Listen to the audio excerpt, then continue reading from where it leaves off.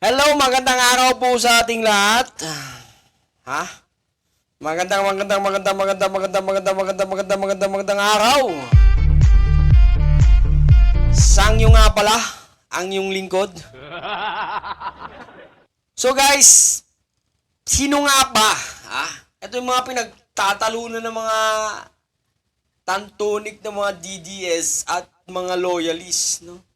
Sino nga ba ang tunay na matapang, At sino nga ba ang tunay na weak leader, Panoorin natin sa pamamagitan ng video na to, Panoorin! Their comments on the Typhoon missile system. We don't make any comments on their missile systems, and their missile systems are 1,000 times more powerful than what we have. So I don't understand.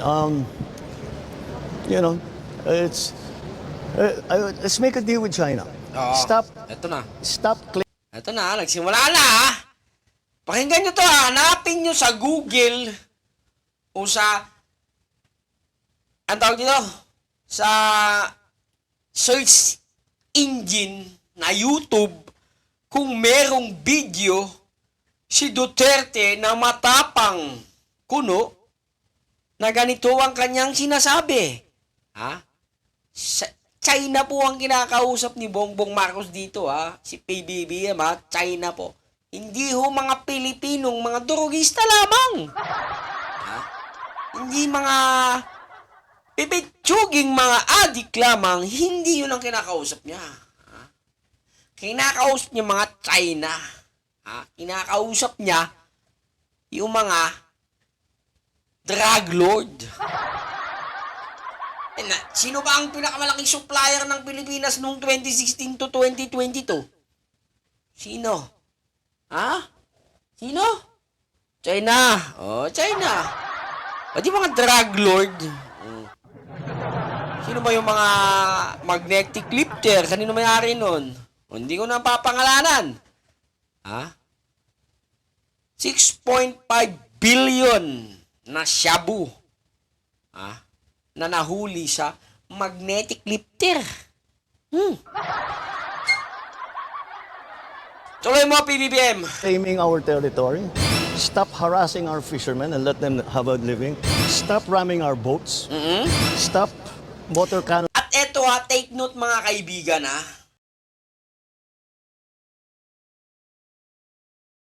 marami hong binubong. Marami din.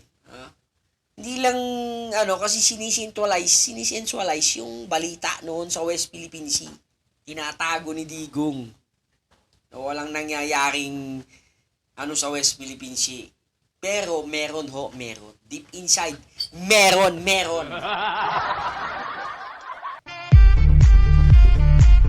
Anyway, tuloy mo, boss.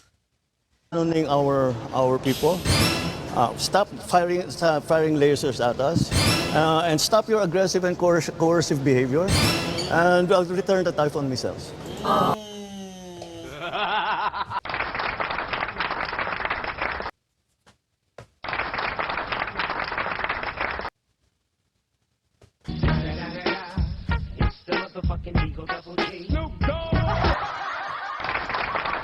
Diba? Nakita nyo na ba? Nabasa nyo na ba? Napanood nyo na ba? Si Digong na may mga pronunciation ganito. Pwede, yung daw yung Canada, yung regarding sa basura. Kinambak sa atin ang basura. Diba? Noong mga panahon ni Digong po, tinatambakan po tayo ng mga basura ng mga ibang bansa. Mga iba-ibang bansa. Pinapadala po dito gamit ang mga container. Nakakaletse. Ayun, ginamon niya ng gera ng Canada. Si Trudeau, hindi namang pumatol. Sabi niya, huwag mong pansinin niya, matanda na yan. Sabi niya. Matanda, nire-respeto So, kayo mga kaibigan, pag-isipan niyo po mismo kung sino ba ang tunay na weak, sino ba ang tunay na strong, at sino ba ang tunay na bangag, sino ba ang tunay na adik.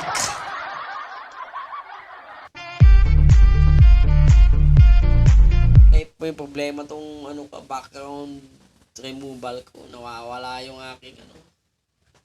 Anyway, magandang araw po sa inyo lahat. Hanggang sa muli. Adios. Mag-isip-isip po tayo ng maigi. Gamitin natin ng 100% ang ating utak. Ha? Kaya inilagay sa taas yan eh. Ha? Para mag-isip. Ha? Ay mga DDS, mag-isip kayo ng tama. Ha? Huwag mga tantonik. Ha? Hindi ko kayo mumurahin ngayon. Ha? Hindi. Sabihin nyo naman, bangag ako ha. Naantok na ako. Masyado kayo judgmental. Akala nyo, mampopogi nyo. Akala nyo, ang gaganda nyo. O yan, mag-isip kayo maigi kung sino ba ang tunay na weak at kung sino ba ang tunay na may malasakit sa bayan. Ha? Hanggang sa muli.